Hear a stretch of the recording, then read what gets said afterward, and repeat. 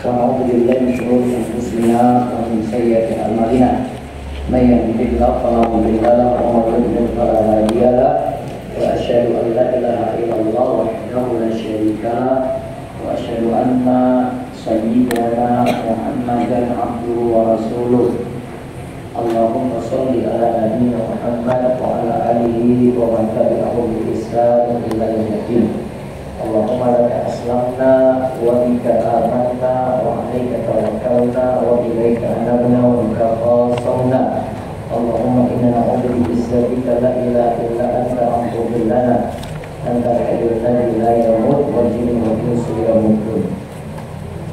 Baik, ibu-ibu sekalian, pagi hari ini kita akan kembali mengkaji hadis Arba'in Nawawiyah. Kita sudah menginjak hadis ke-32. Totalnya ada 42 hadis. Tapi insya Allah saya tambahkan dari kitab Jami'ul Ulum, jadi totalnya nanti ada 50 hadis. Kita lihat di hadis 32, judulnya tidak boleh membahayakan orang lain. Di buletin tidak boleh memberikan mudarat sengaja ataukah tidak sengaja. Ibu mudarat paham ya mudarat ya? Mudarat apa bu? Bahaya. Dalam kamus psikologinya seperti yang tidak menguntungkan atau yang merugikan. Bisa jika mudarat itu tidak bermanfaat atau tidak menguntungkan. Hadisnya an Abi Sa'ad bin Malik bin Sinan Al-Khudri. Kalau kita ringkas dengan Abu Sa'id Al-Khudri radhiyallahu anhu, anna Rasulullah sallallahu alaihi wasallam qala la darara wa la dirara. Hadis hasan rawahu Ibnu Majah wa Darqutni wa ghairuhuma musnadan wa rawahu Malik fil Muwatta'i mursalan an Amr bin Yahya an abihi an Nabi sallallahu alaihi wasallam fa asqata Aba Sa'id wa lahu turukun yuqawi ba'daha ba'da. Dari Abu Sa'id Sa'ad bin Malik bin Sinan Al-Khudri radhiyallahu anhu, Rasulullah sallallahu alaihi wasallam bersabda, tidak boleh memberikan mudarat tanpa disengaja ataupun disengaja. Hadis ini hasan, riwayat Ibnu Majah, Darqutni dan selain keduanya dengan sanadnya serta diriwayatkan pula oleh Malik dalam Al-Muwatta. Jadi ambil bin Yahya dari ayahnya dari Nabi sallallahu alaihi wasallam tanpa menyebutkan Abu Sa'id, tapi ia memiliki banyak jalan periwayatan yang saling menguatkan satu dan yang lain. Intinya hadis ini sahih. Kalimatnya ringkas, la darara wa la dirara.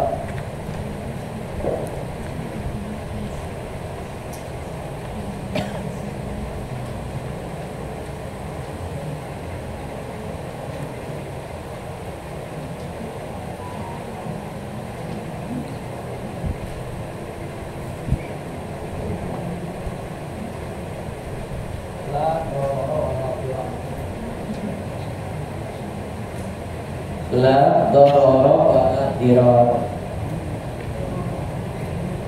Maksud la artinya tidak.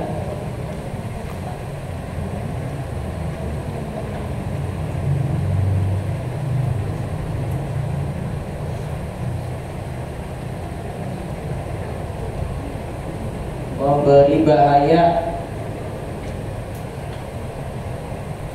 Doror tanpa disengaja.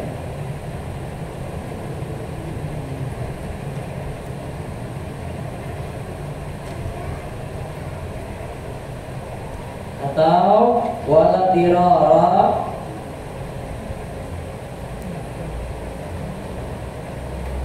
memberi bahaya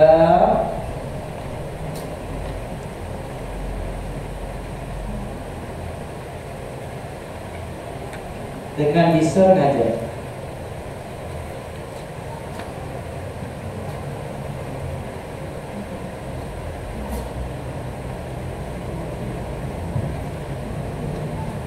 Tanpa sengaja saja tidak boleh, apalagi disengaja.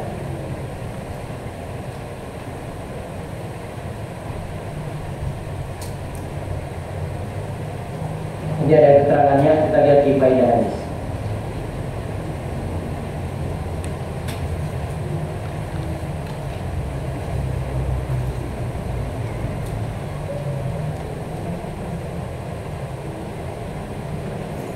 Nah, faedah hadis.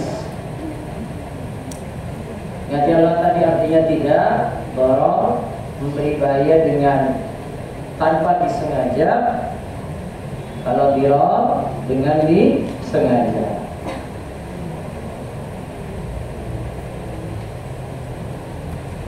Nanti kalau kita lihat contoh-contohnya baru jelas. Sudah ibu? Baik, lihat di faedah hadis.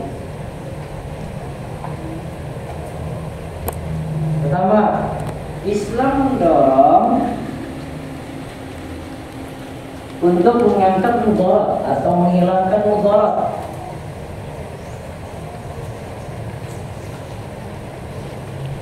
Dan dilarang memberikan mudarat pada orang lain. Mudarat yang diberikan itu bisa terkena pada badan, dipukul, bisa terkena pada harta, dirampas, termasuk juga memanfaatkan harta orang lain tanpa izin.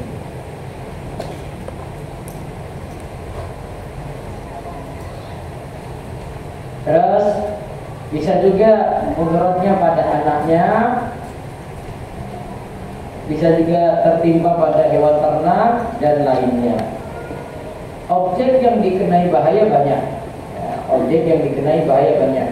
Namun tadi diperintahkan pada kita jangan sampai memberikan bahaya atau mencelakakan orang lain.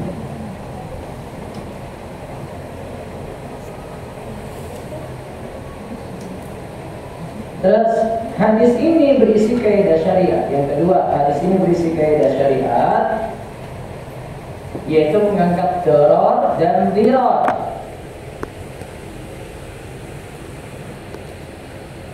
Kalimatnya sebenarnya kalimat khobar, kalimat berita. Di situ bisa terjemahin khobar berita. Namun bermakna an-nahyu larangan. Berarti kalau kita terjemah bukan tidak, berarti kita kalimat tidak ini kita artikan jangan. Ini kita artikan jangan.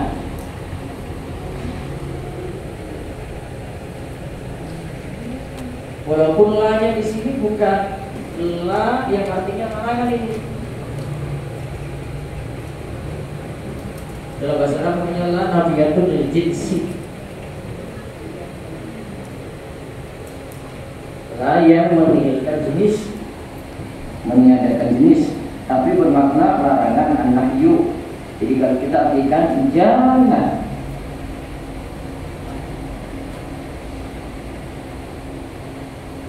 Kalimat tidak yang bermakna jangan itu lebih luar biasa daripada kalimat jangan itu sendiri.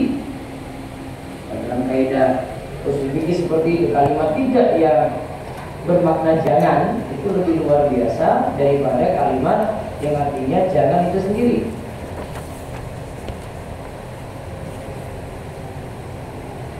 Terus kita sekarang bedakan apa itu dharar, apa itu dirar.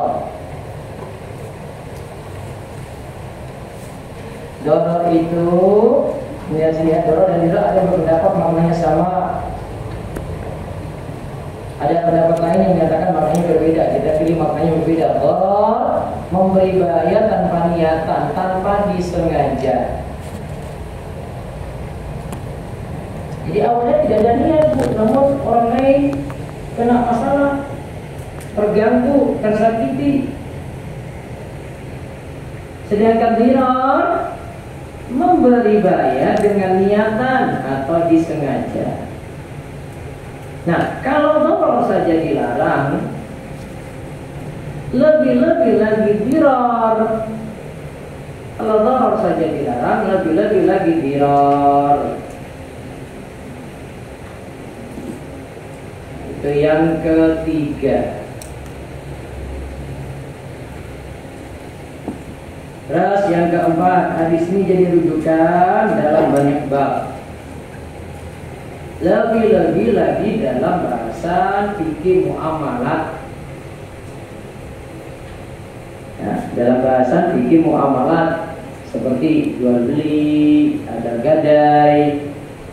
Begitu juga di sini dipakai dalam bab nikah, di mana seorang suami misalnya tidak boleh memberikan mudarat pada istrinya, tidak boleh menyakiti istrinya dengan kata-kata, tidak boleh sampai ditinggalkan tanpa memberi nafkah atau tanpa mudarat. Juga berlaku dalam hal wasiat, dalam bab wasiat. Seorang tidak boleh memberikan yang nantinya memudaratkan bagi ahli waris. Sudah pernah saya terangkan dulu, ya, kalau wasiat itu tidak boleh lebih dari 1/3 harta. Nanti kita akan lihat contohnya, yang bentuk-bentuk mudarat di sini. Contoh misalnya jual beli. Jual beli di sini yang mudarat, jual beli barang haram, jual beli bangkai, jual beli khamar. Walaupun yang jual itu tidak minum.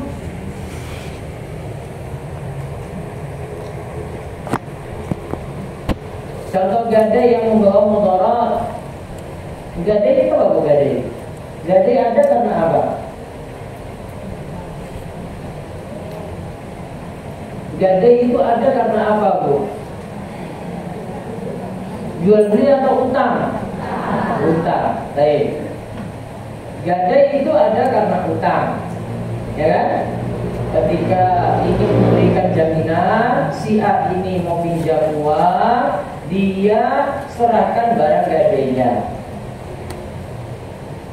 Ya, dia serahkan barang gadainya.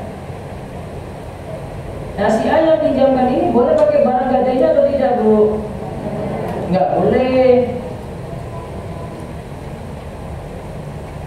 Ada kaidah sebut al-masyghul fala yushaghalu.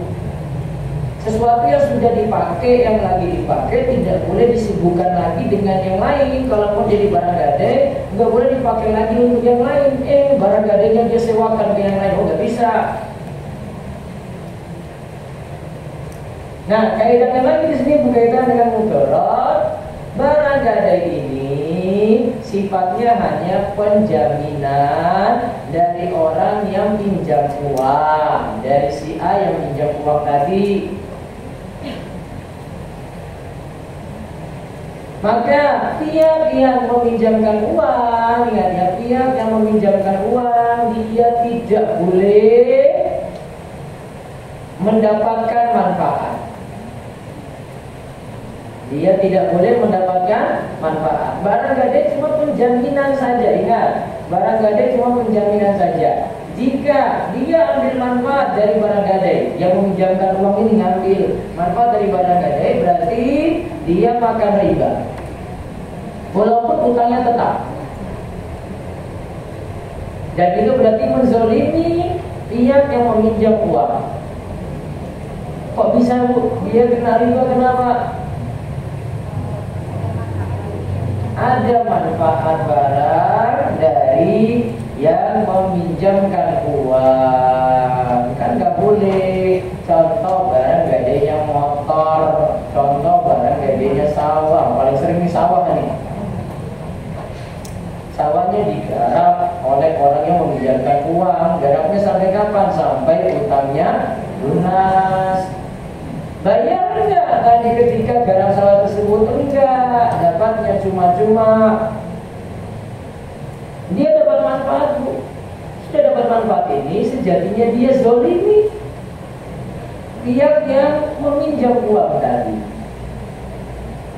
Maka itu memberi mudarat, Bu, namanya, Bu, terkait dengan barang gadai. Contoh lagi dalam bab nikah. Tidak boleh memberikan mudarat pada istri istri. Jadi contoh nafkah, tidak diberi nafkah, suami tidak kerja, istrinya terlantar. Bisa juga terjadi karena suami tidak memahami talak, kemudian asal-asal untuk talak saja. Walaupun saya sendiri lebih cenderung talak itu dianggap kalau sudah diurus ke pengadilan agama. Dulu pernah saya terangkan ini. Tidak cerai di bawah tangan, lebih aman. Biar tidak terjadi mudarat dulu. Karena kecenderungannya mudaratnya besar. Kecenderungan mudaratnya itu besar. Juga di sini dalam hal wasiat, kapan wasiat itu memudaratkan? Jika wasiat itu lebih dari 1/3 harta. 2/3 itu baiknya untuk ahli waris. 1/3 itu maksimal untuk wasiat. Jangan wasiatnya lebih daripada 1/3, apalagi wasiatnya untuk yang dapat waris itu sendiri. Anaknya ada 5, 1 dikasih wasiat, ya sudah, ini tanah ini milikmu. Kemudian setelah meninggal mikir lagi waris itu. Waris untuk 5 anak. Yang tadi sudah dapat tanah itu, dia dapat double. Pasti nanti mengecewakan yang lain. Yang lainnya protes, yang 4 tadi protes. Yang ini dapat wasiat dulu, terus dia dapat waris lagi, dapatnya 2 kali, Bu. Kalau sudah urusan duit, ya, urusan kayak gini, Bu, pasti diprotes. Betul nggak? Itu nggak bisa damai, nggak ada kata damai di sini. Uang tuh. Urusan duit. Mau dituntut 7 turunan itu bisa, Bu. Pada saudara sendiri. Ini beberapa contohnya, nanti akan lihat contoh kasusnya, akan saya contohkan yang disengaja atau tidak sengaja. Terus dari sini Syekh Muslimin rahimahullah berikan kaidah. Mata sabatat dararu wajib rafuhu, wa mata sabatat idraru wajib rafuhu ma'a uqubati qasidil idrari. Jika ada darar kapanpun itu wajib dihilangkan. Mudarat itu wajib dihilangkan, Bu. Juga jika adanya dirar, bahaya yang disengaja tadi ya, maka wajib juga dihilangkan. Namun yang sengaja ditambah lagi adanya hukuman. Karena mudarat yang diberikan dengan sengaja.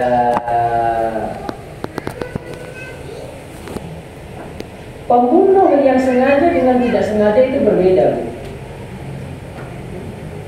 Pembunuh yang sengaja dengan tidak sengaja itu berbeda. Kalau yang sengaja hukumannya lebih berat. Kalau yang tidak sengaja beda lagi. Maka yang sengaja dia ditambahkan hukuman lagi.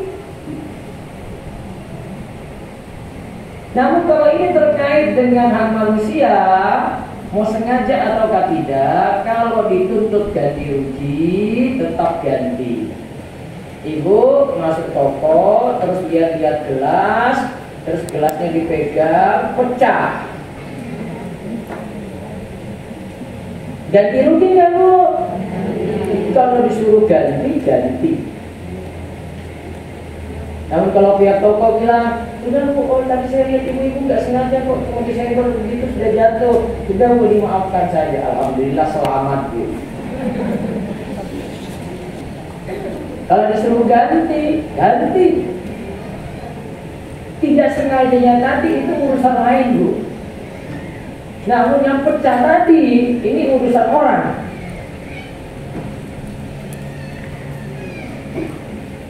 Ingat beda antara dosa terkait dengan hak Allah dan dosa terkait dengan hak sesama manusia.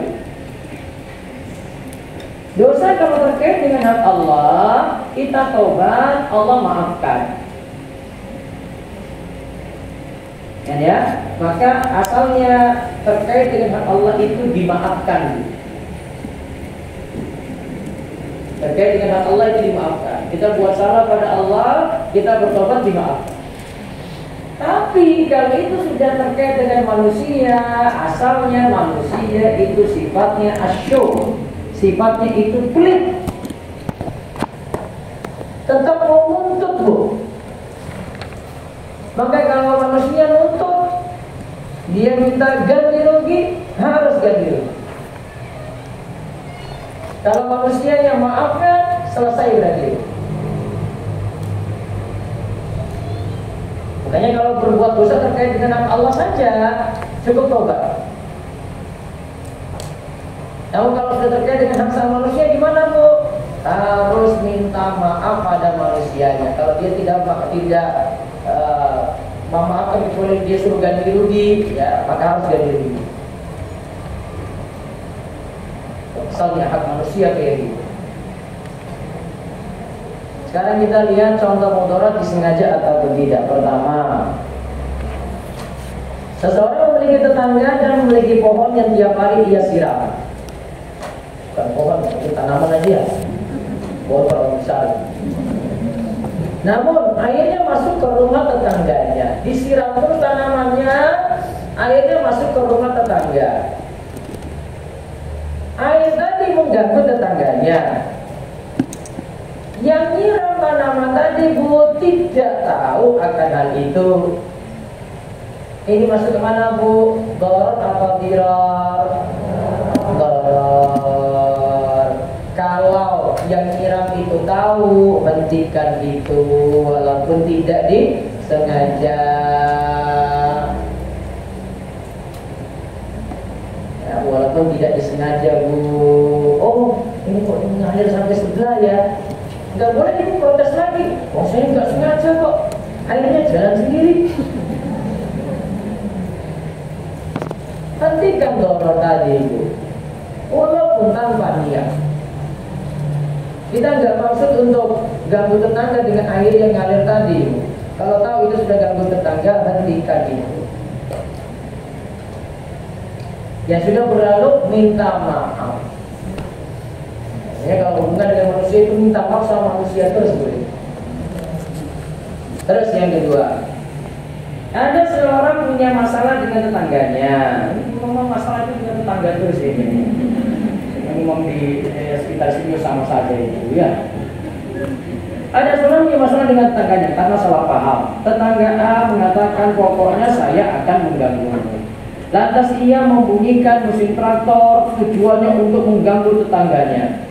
Ini ada mesin dia nyalain terus ganggu tetangganya. Ini namanya dirar karena disengaja. Ini contohnya kalau pagi-pagi sound systemnya, speakernya itu dihadapkan ke tetangga-tetangga dia itu. Soundnya dibuat keras sekali, diputar campur sari lagi. Satu RT, bukan satu RT bu, satu desa semuanya dengar itu dia. Ini pasti sama dengan ini. Itu disengaja namanya dirar. Kalau dirar berarti tidak boleh. Jangan lakukan dirar.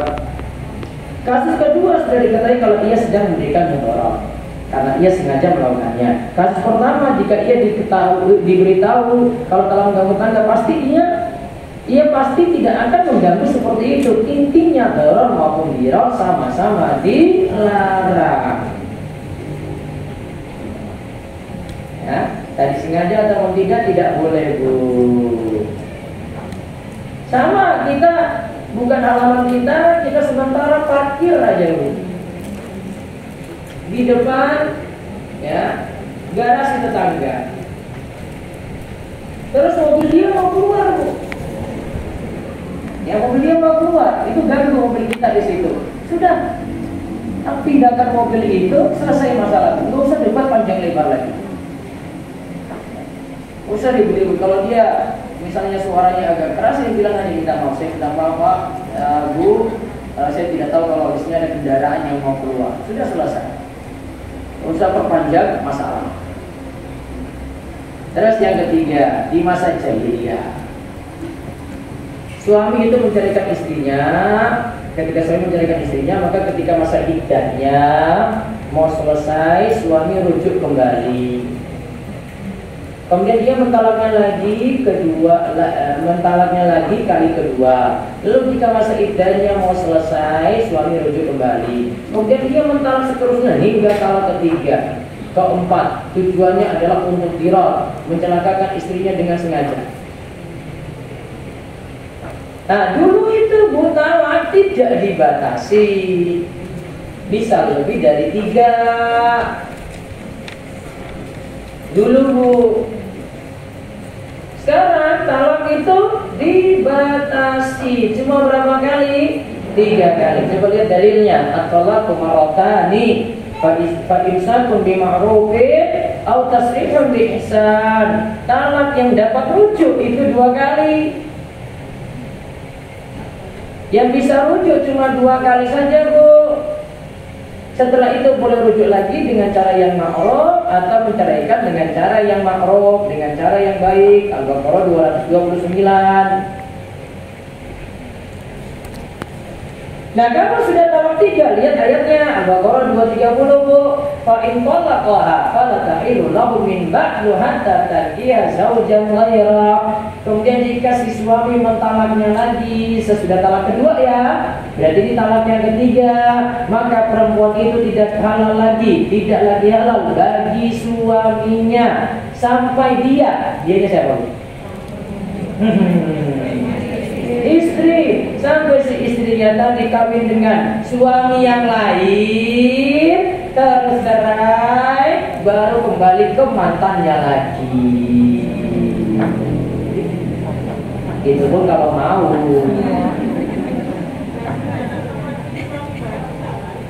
Kalau sudah enak sama suami baru gak balik, ya udah semua, gak usah harap lagi. Bukan cara harap, ini pun sudah gak jodoh lagi. Coba lihat, talak berapa kali tadi? Yang bisa rujuk berapa kali Bu? Rujuk itu kapan? 3 kali masalah. Oh Ibu, rujuk itu kapan?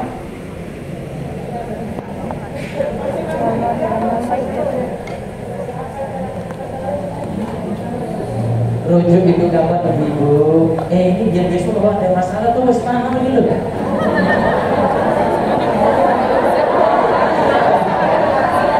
Ini ilmu yang gak usah dipraktekkan, teori aja.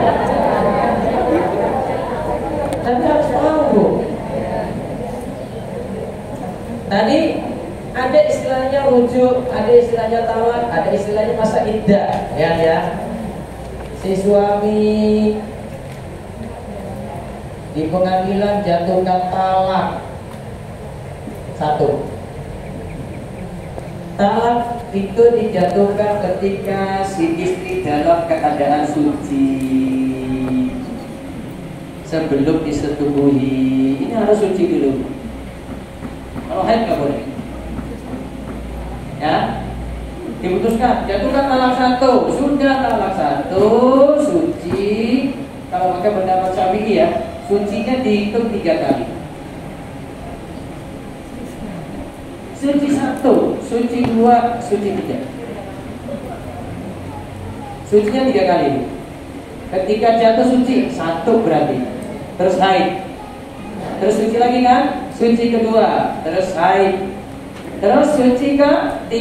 Ketika suci ke-3 selesai, terus masuk haid, disinilah iddah selesai. Sekitar berapa bulan Bu? 3 bulan. Iddah selesai. Ini yang jadi problemnya kalau ibu pakai KB. Wallahualam saya pakai KB. Bingung tuh. Jadi kalau dia pakai KB, dia pakai hitungan 3 bulan saja. Pakai 3 bulan Hijriah. Dan suci 1, suci 2, suci 3. Suci 3 selesai, iddah selesai. Kalau iddah sudah selesai nggak bisa rujuk lagi. Berarti rujuk itu di masa ini Bu. Tadi ya, rujuk di masa ini. Misalnya, si suami jatuhkan kan? Pertanyaannya Bu, ketika masa iddah ini istri ada di mana? Di rumahnya siapa? Suami. Siapa suruh minggat Bu? Ada suruh minggat di sini enggak? Kenapa si istri di rumah suami Bu? Kenapa? Kenapa? Masih istrinya. Tetap masak enggak? Tetap. Nyuci enggak? Nyuci. Walaupun sudah ditalak Bu.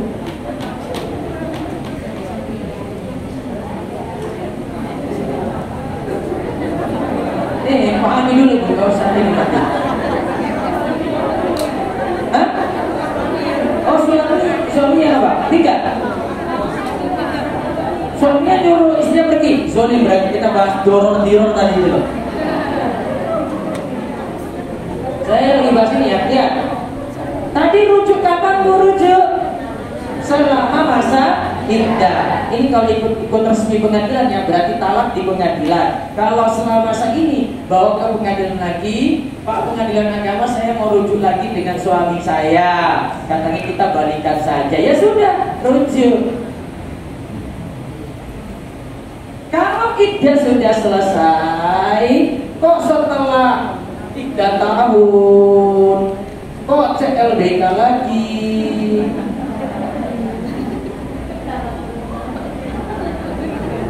Kita lama belum kelar gitu ya. Mau balikan lagi, iddah sudah selesai toh Bu? Nah, berarti apa? Akad baru, manten anyar lagi, datang ke KUA lagi. Yang mau nyumbang lagi ya monggo silakan. Akad baru lagi Bu, iddah sudah selesai. Kalau iddah belum selesai, nggak usah pakai akad baru. Bilang aja ke pengadilan, saya rujuk dengan suami saya, tolong surat cerai itu tinggal diganti dengan rujuk saja. Tapi sudah berlaku talak 1, talaknya nggak dihapus Bu. Siapa bilang dihapus?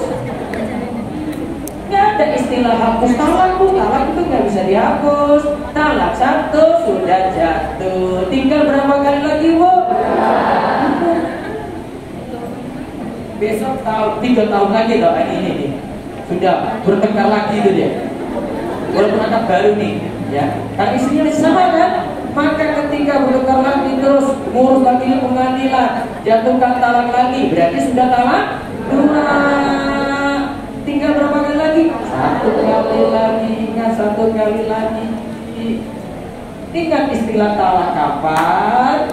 Iddahnya itu bagaimana? Iddah itu menunggu Bu. Rujuk itu bagaimana? Kalau sudah selesai masa iddah, berarti apa kalau mau balik? Akad baru.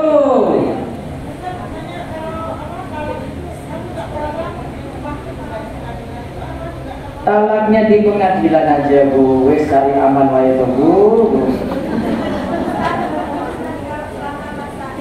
Selama masa iddah, kalau sudah bulan lagi ya wes balik Bu. Berarti sudah CLBK di tengah-tengah itu Bu.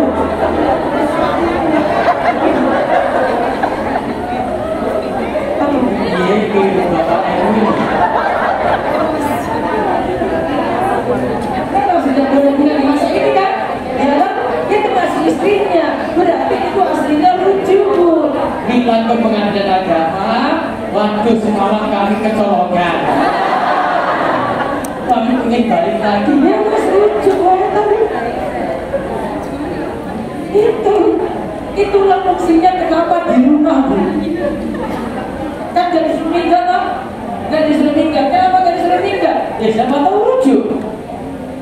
Suami tiba-tiba, Masya Allah istri saya tetap rajin ya gitu. Kok istri saya tambah ayu ya, dia wes balik kan?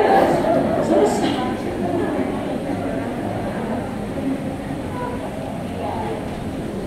Sebenarnya kalau tidak pakai pengadilan bilang, ini kalau tidak berlaku kayak gitu ya, maka rujuk itu cuma dengan kalimat saja Bu.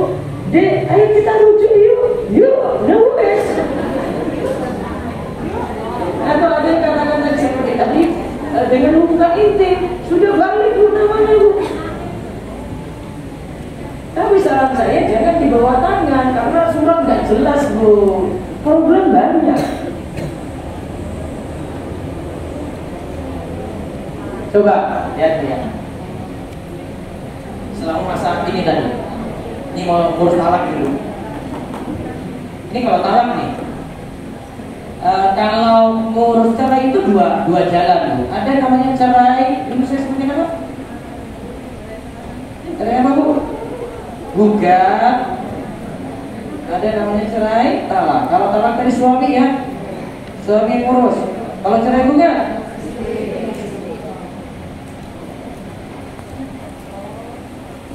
ada satu problem di sini Bu. Si suami istri ini sudah gak cocok lagi. Terus istri ini ngurus gugat. Yang ngurus gugat ini diantar oleh calon suaminya istri. Bu, itu namanya cerai karena perselingkuhan. Belum ada apa-apa wis diantar tuh Bu. Iya kan? Betul nggak? Ngapain sih itu ngantar? Itu masih istri orang loh Bu. Kok sudah laki-laki lain yang ngurus? Itu pasti kalau tidak lain sebabnya itu selingkuh Bu.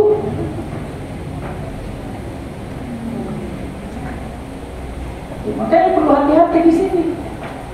Itu banyak kasus kayak gitu. Kalau pengadilan agama itu sudah tahu macam-macam kasusnya. Tunggu aja suami istri bertengkar nih ya. Tunggu, nanti siapa yang nikah lebih dulu nih? Siapa nikah lebih dulu nih? Nah, sampai mereka itu tebak ini. Oh, kalau nikah yang lebih dulu ini idahnya sudah selesai ini ya. Nikah lebih dulu, wah itu pasti yang buat masalah dia juga ini. Dan kebetulan yang ngantar ngurus itu dia ini, dia sama pasangannya calonnya ini tadi. Oh, itu pasti sebabnya gara-gara ini.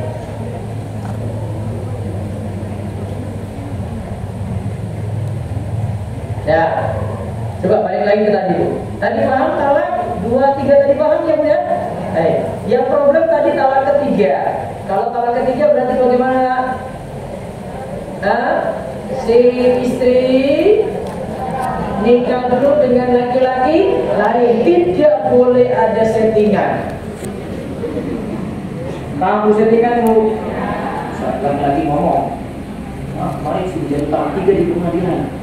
Kamu kan teman baik saya. Kamu nikah aja sama istri saya nggak apa-apa. Dengan mantan saya, tapi nggak boleh diapa-apain loh. Setelah seminggu jatuhkan talak. Nanti kalau masa idahnya selesai, saya ingin balik dengan istri saya lagi. Nah itu settingan namanya Bu. Itu namanya nikah muhallil. Ya, dia melakukan tahlil, yaitu dia halalkan tadi. Dia jadi orang yang akhirnya membuat hubungan ini balik lagi gara-gara dia nih settingan nanti. Nggak boleh. Harus nikah normal. Terus kembali, ya dia cerai normal juga, nggak ada settingan. Baru kembali ke mantan suaminya. Tadi yang talak ketiga. Maka termasuk memberi mudarat Bu. Contoh talak yang memberi mudarat 1. Talak ketika haid. Kenapa Bu? Ya.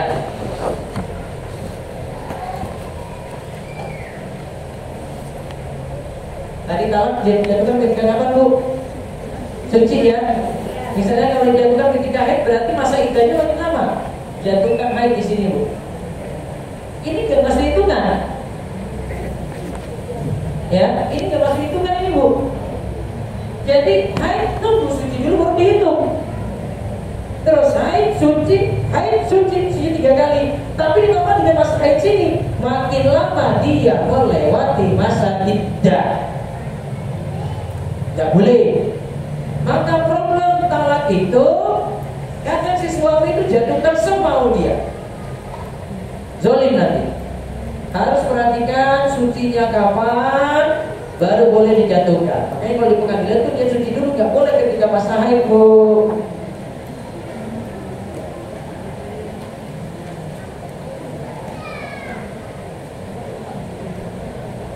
Termasuk juga talak yang menzolimi istri itu adalah talak karena dia tidak menginginkan istrinya mendapatkan warisnya. Problem nanti kalau si suami ini sudah usia mau sekarat ini, dia nggak senang sama istrinya, terus dia sengaja jatuhkan talak. Kalau sudah talak kan berarti tidak dapat waris. Kalau sudah selesai sudah pisah, itu zolim juga namanya. Dan ada beberapa contoh lagi yang lainnya.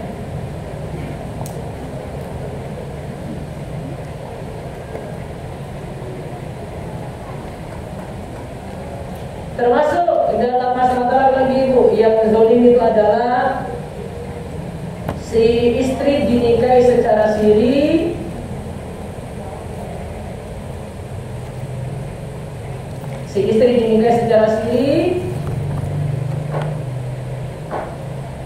dan ditinggalkan begitu saja tanpa kalimat yang jelas.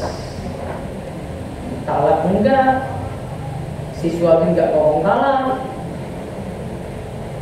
Istri mau gugat cerai juga sulit ya karena siri, Bu. Berarti solusinya gimana?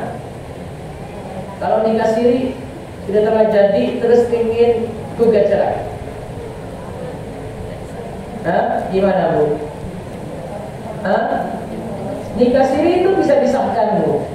Namanya isbat nikah.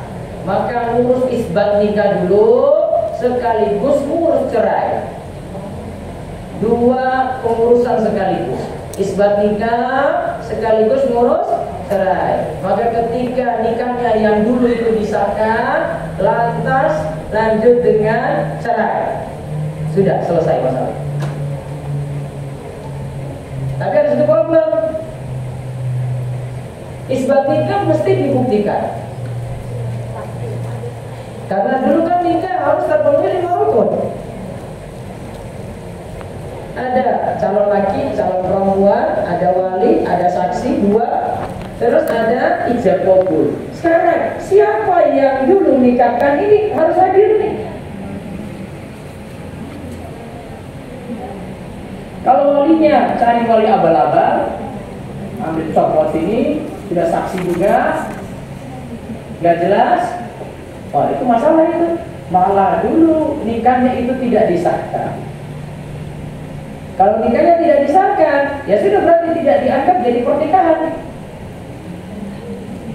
Sehingga kalau si perempuan nikah lagi tidak masalah. Kalau nikah yang kedua itu nikah yang resmi.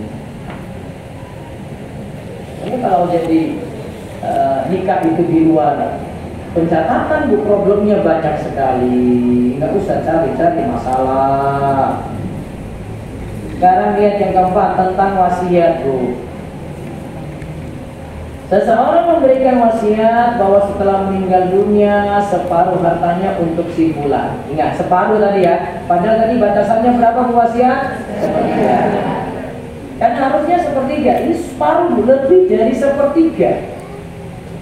Ini tidaklah dibolehkan karena wasiat tidak boleh lebih dari sepertiga harta. Lihat dalilnya dari Amr bin Kharijah radhiyallahu anhu. Dia berkata bahwa Rasulullah sallallahu alaihi wasallam bersabda, "Innallaha qasama likulli warithin nasibahu minal mirasi fala yajuzu liwarithin wasiyatun."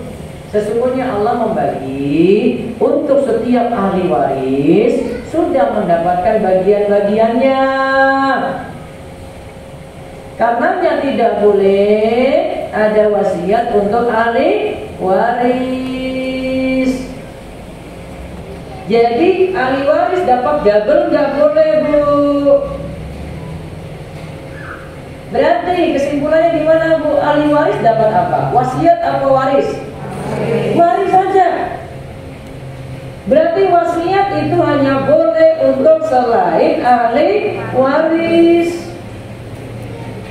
Catat itu Bu, wasiat itu hanya boleh untuk selain ahli waris. Jangan dapat double-double Bu.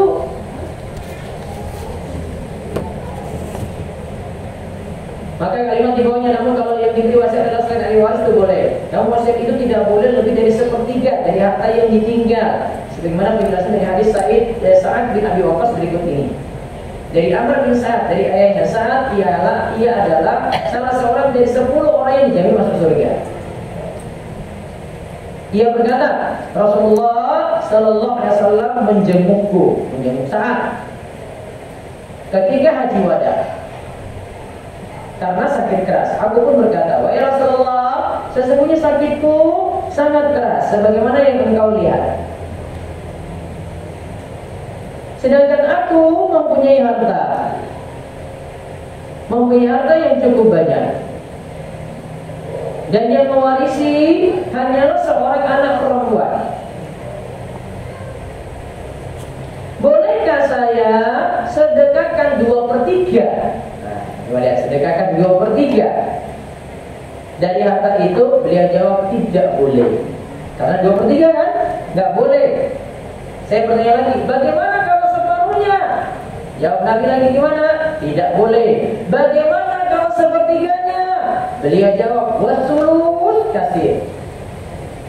Innaka antadhara warathataka agniya khairun min antadharahum alatan yatakaffafuna nasa. 1/3 itu banyak, masih cukup besar. Ya sudah, maksimal 1/3 maksud Nabi. Karena setelah itu beliau tidak sebutkan bilangan lagi ini. Sesungguhnya jika kamu meninggalkan ahli warismu kaya, itu lebih baik daripada kamu meninggalkan mereka dalam keadaan miskin. Ya kan Bu? Anak-anak dibuat berkecukupan kan lebih bagus daripada buat anak-anak itu nulis-nulis kan? Sehingga mereka terpaksa minta-minta kepada sama manusia, nulis-nulis sana sini. Mendingan kan kehidupan mereka berkecukupan. Sesungguhnya apa yang kamu nafkahkan dengan maksud untuk mencari ridha Allah, pasti kamu diberi pahala, termasuk apa yang dimakan oleh istrimu. Berarti ini menunjukkan wasiat maksimalnya 1/3. Kesimpulan lainnya, hidupi keluarga itu lebih utama Bu daripada orang lain. Maka kalau kaitannya dengan nafkah kepada keluarga lebih didahulukan daripada nafkah kepada yang lain. Terus satu lagi yang kelima, yang memberikan mudarat lagi adalah 1. Menjual rokok. Ini bagi yang menganggap rokok itu masalah. 2. Menimbun barang ketika sangat dibutuhkan dan stok terbatas. Ini berarti apa Bu? Nimbun barang ya. Ingat, kalimatnya tadi lanjutannya, ketika sangat dibutuhkan.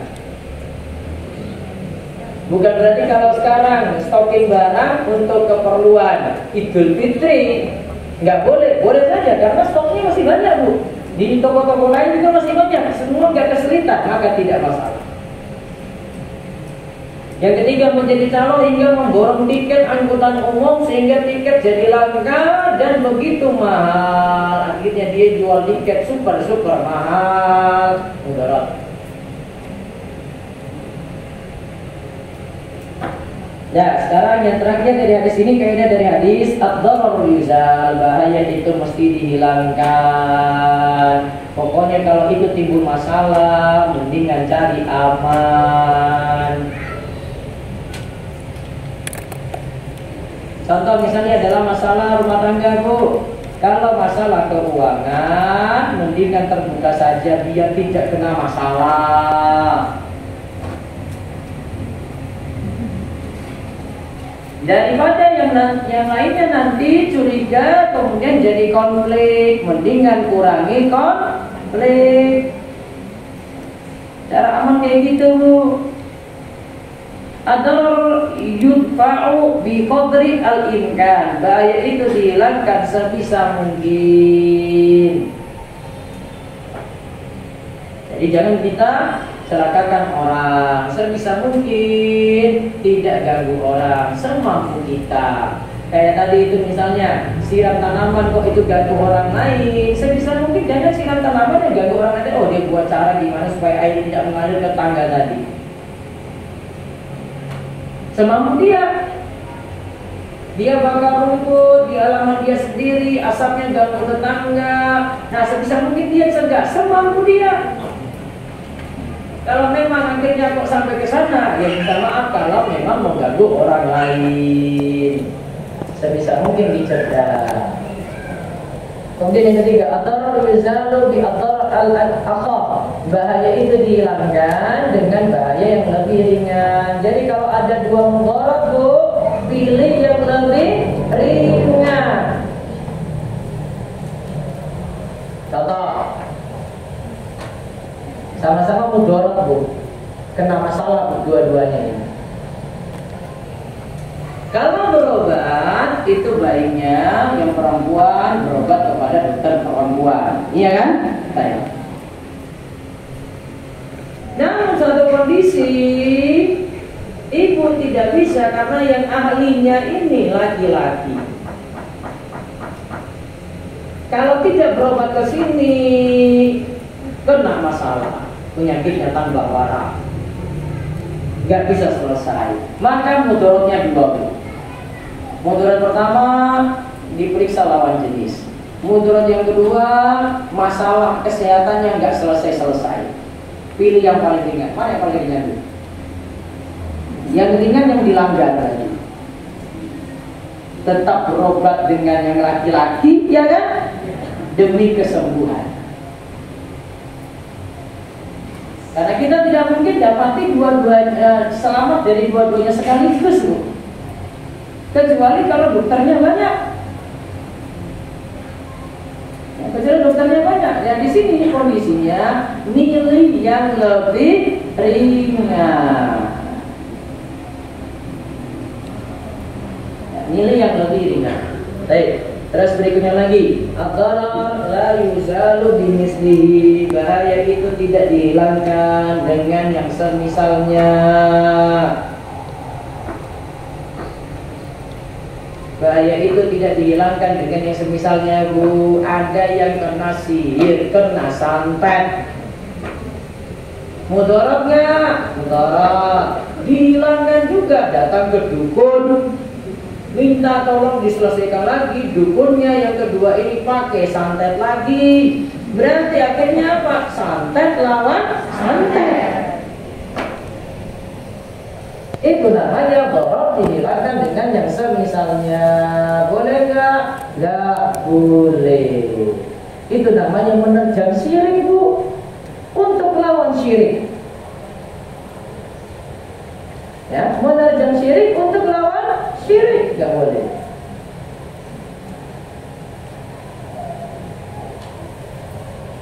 Kemudian yang kaidah yang terakhir di sini yang terakhir ad-darar al-khas, ad-darar al-am, memikul bahaya yang lebih khusus agar tidak mendapatkan bahaya yang sifatnya lebih umum. Mending bahayanya untuk sedikit orang daripada bahayanya untuk banyak orang. Bahayanya untuk sedikit saja, Bu, orang banyak gak perlu kena.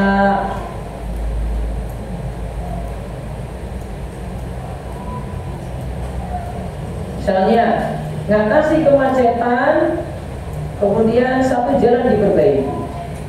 Warga di sini yang diperbaiki jalan ini gelisah terus, susah terus.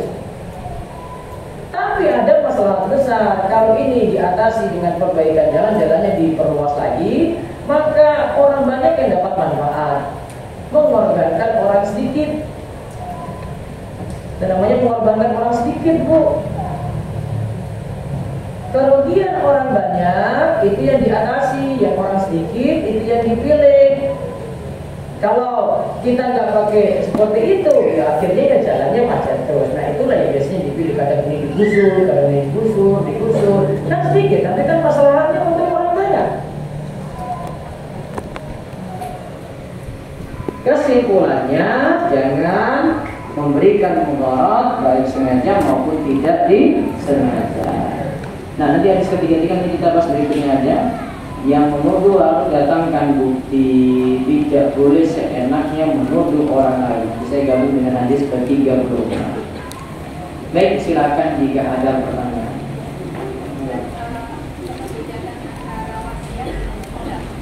Wasiat yang meninggal. Wasiat itu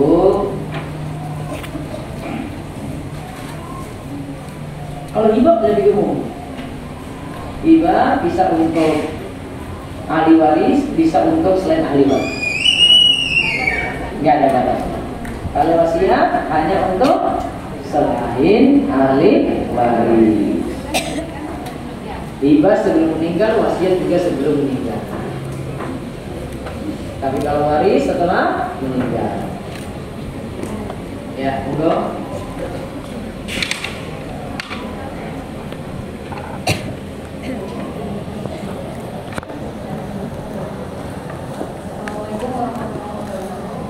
Waalaikumsalam warahmatullahi wabarakatuh.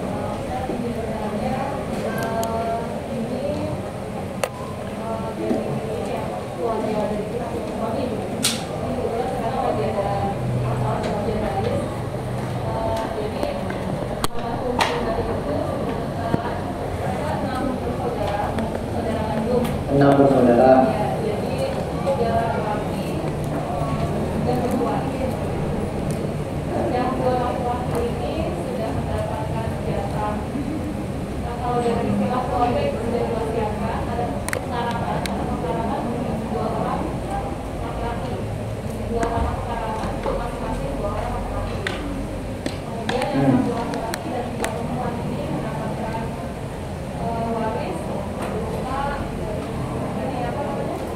Jadi ada yang dapat wasiat, ada yang dapat waris.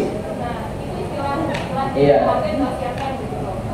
Kemudian yang waris ini satu laki-laki dan tiga perempuan mendapatkan waris berupa petak sawah tapi berupa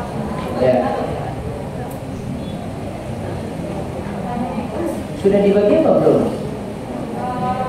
Jadi ini rencana dari keluarga yang sawah itu mau Baik.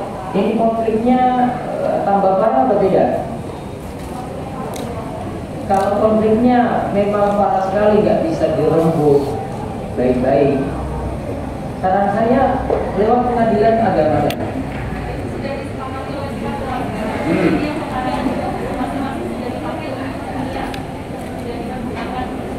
Masing-masing sudah dipakai untuk siapa dari enam tadi? yang laki-laki dua laki-laki. Kemudian sisanya satu laki-laki dan tiga perempuan. Ya kalau semuanya sudah itu nggak ada problem, selesai saja bu. Nggak apa-apa. Yang bisa waris itu tinggal dibagi yang Iya, kesepakatan semua saja. Intinya tidak perlu hukum waris sejatinya ini. Ya. Ya. Waris dibagikan jika yang mewariskan sudah meninggal dunia. Enggak. Coba perhatikan. Ini orang tua nih ya, ayah, ibu. Yang mana yang meninggal? Bapak ya, bapak meninggal. Maka warisnya dibagi dulu. Kan nanti ibu dapat waris juga dari ayah, anak-anak nanti dapat lagi. Nanti kalau nggak dibagikan berarti numpuk bu.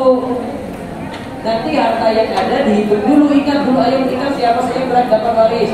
Dibagi hartanya gini. Sudah kan? Terus ibu meninggal, ibu juga kan dapat waris dari ayah. Maka yang paling bagus itu ketika ada sudah meninggal langsung dibagi waris biar nggak numpuk besok. Itu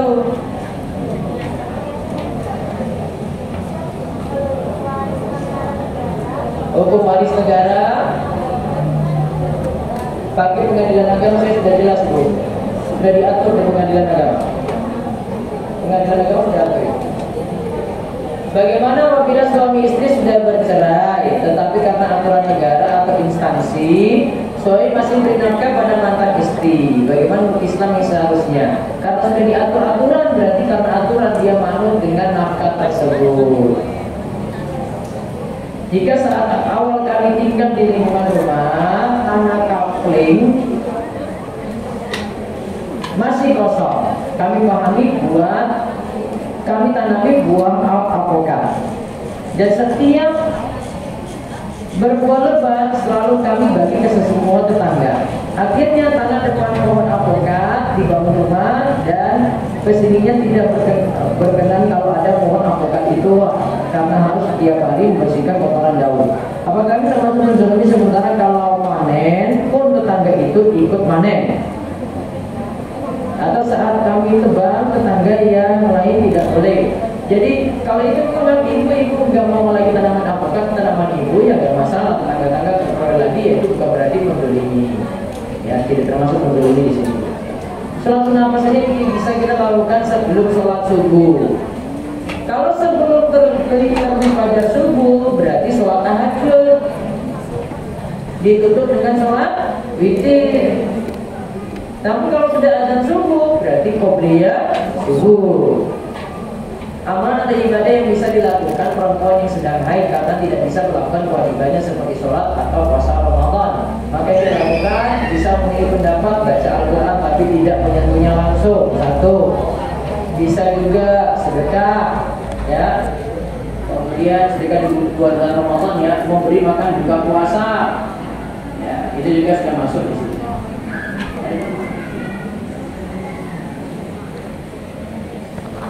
Jika sudah menerima hibah, apabila menerima warisan, kalau hibah itu dibagi sebelum meninggal, namun nanti problemnya adalah hibah ini sudah dibagi adil apa belum. Kalau hibah dibagi adil sih aman, pada anak-anak semuanya dapat. Tapi kalau tidak, problemnya nanti kalau dapat warisan dapat hibah sekaligus, nanti jadi problem di tengah-tengah saudaranya. Jadi nanti timbang-timbang lagi. Wallah, silakan. Tentang warisan juga Ustaz, tapi ini kalau saya sudah meninggal, tapi dari kakek atau neneknya dulu itu punya ada satu warung gitu Ustaz. Jadi tapi dari wasiat orang tua itu diberikan kepada anak laki-lakinya, tolong jaga ini tapi jangan dijual, pakai saja. Tapi ternyata pas dipakai oleh anaknya yang laki-laki itu, tapi kakak-kakaknya atau adik-adiknya ayah yang sudah meninggal itu menganggap bahwa mereka masih ada andil di situ, gitu Ustaz. Jadi sehingga dianggap milik dia. Gitu Ustaz, sampai bisa dikatakan ikut begitu Ustaz di keluarga. Ya. Baiknya bagaimana? Tadi ad-dharar rizal, jadi yang bawa mudarat tadi dihilangkan. Solusinya rembuk bersama lagi di situ. Selesaikan bersama. Ini sebenarnya milik siapa? Harus ada yang menengah untuk selesaikan masalah ini. Gak bisa hanya sekian-sekian mungkin itu punya dia, nggak bisa. Harus semuanya rembuk bareng-bareng untuk selesaikan masalahnya.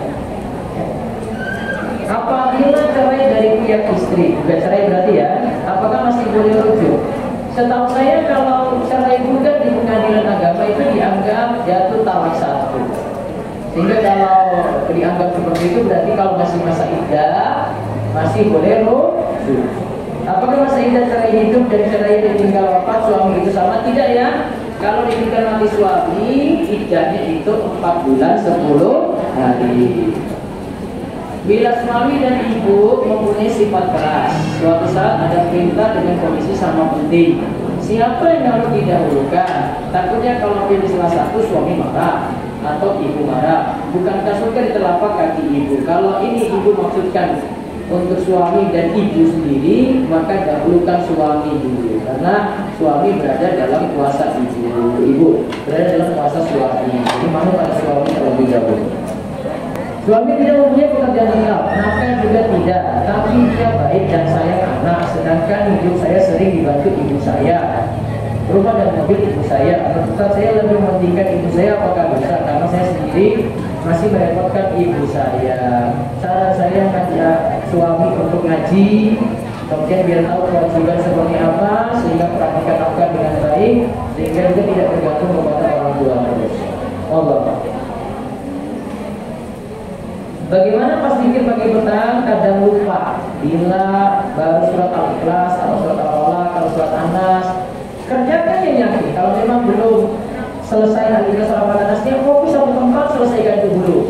Jangan nyambi-nyambi nanti lupa-lupa terus dulu. Ya, selesaikan dulu, lalu nanti beralih ke zikir bagi petang yang lainnya. Zikir pagi petang nggak mesti dibaca semua juga, ya, pilih sebagian juga dibolehkan.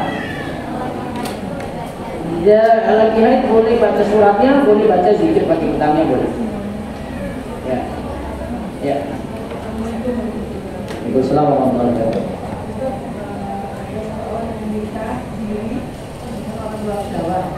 Nikah sendiri dengan orang luar Jawa. Habis COVID nggak balik-balik lagi. Si suaminya nggak balik-balik. Ya, terus.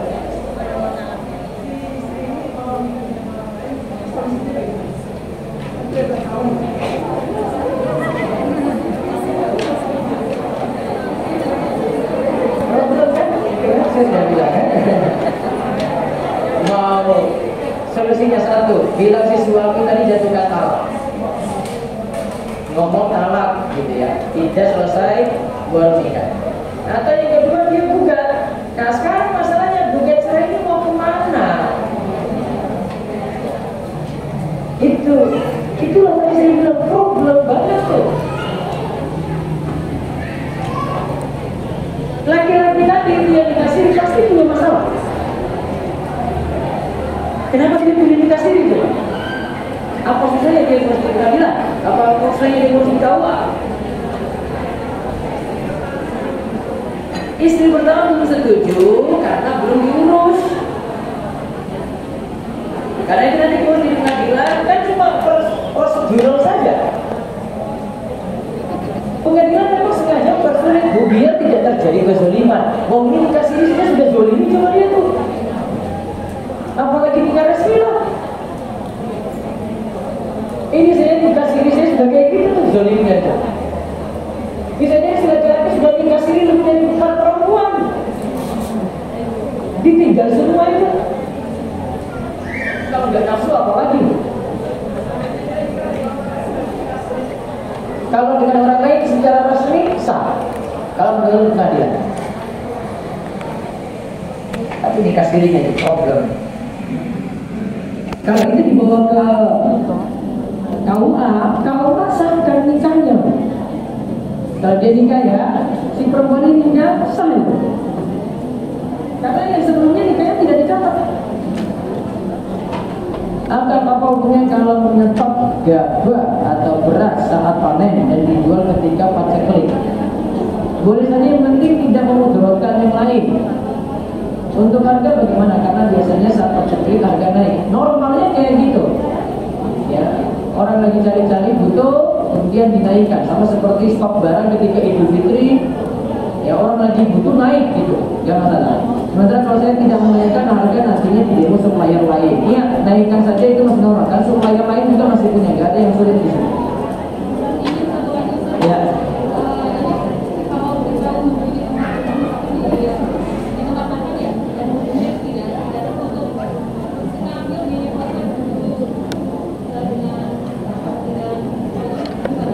Gimana Bu? Wudhu. Di toilet aja Bu wudhunya. Toilet bisa nggak? Di toilet aja. Iya, boleh. Wudhu di toilet boleh. Ya.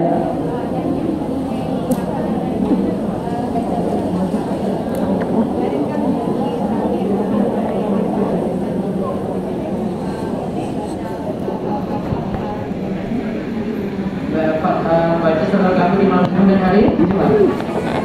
Terus? Ya. Sebaiknya diamalkan kan?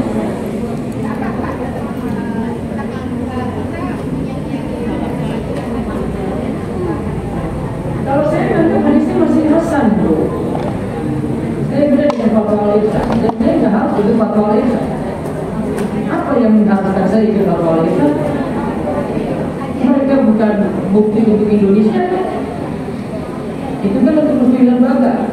Sama seperti NU punya fatwa sendiri, Muhammadiyah punya fatwa sendiri. Apa saya harus ikut fatwa mereka? Enggak kan? Dia amalin aja. Yang hasan kan yang mengajar kalau sekolah. Syekh Al-Albani juga Hasan Ghani. Tidak ada masalah. Ujung ulama, ujung ulama. Bahkan dikatakan dalam Fathul Mu'in, disebutkan oleh Syekh Al-Albani, disunahkan memperbanyak membacanya di malam Jumat dan di hari Jumat. Kalau disebut memperbanyak berarti boleh baca berulang kali. Dari dulu ulama mazhab sudah kayak gitu. Mereka menganggapnya sahih. Fatwa itu tidak mengikat, Bu. Beda kalau putusan pengadilan agama. Jatuh tanah, nah selesai itu dia bisa apa itu. Kalau fatwa itu terserah kita mau ambil ini, mau ambil itu, nah monggo. Bisa juga. Fatwa itu sifatnya tidak mengikat. Nggak boleh ibu ini fatwa ini terus mengarahkan kemana? Kamu akan diikut fatwa itu nggak bisa, Bu. Namun kalau keputusan pengadilan bilang, oh jangan tamak satu tuh, oh nggak bisa dia macam-macam lagi. Mengikat. Dibiasakan aja. Saya masih biasakan seperti itu. Ya. Allah. Baik, itu saja kita cukupkan. Kalau kita ketemu lagi pada kesempatan berikutnya, nanti di bulan Maret ya, nanti yang Selasa keempat dulu. Nanti di bulan Maret lanjut 2 hari, tanggal 13 dan 14 ya. 13 dan 14 Maret, nanti masuk ke 13 hari Seninnya, 14 hari Selasa. Bahas buku Ramadan bersama Nabi. Ramadan bersama Nabi, nanti tanya ke panitia, kita bahas 2 hari untuk tema Ramadan. Baik, demikian. Semoga jadi ilmu yang bermanfaat. Assalamualaikum warahmatullahi wabarakatuh. Baik, dulu waktunya jemaat kurang lebih 5 sampai 10 menit ya. Sebelumnya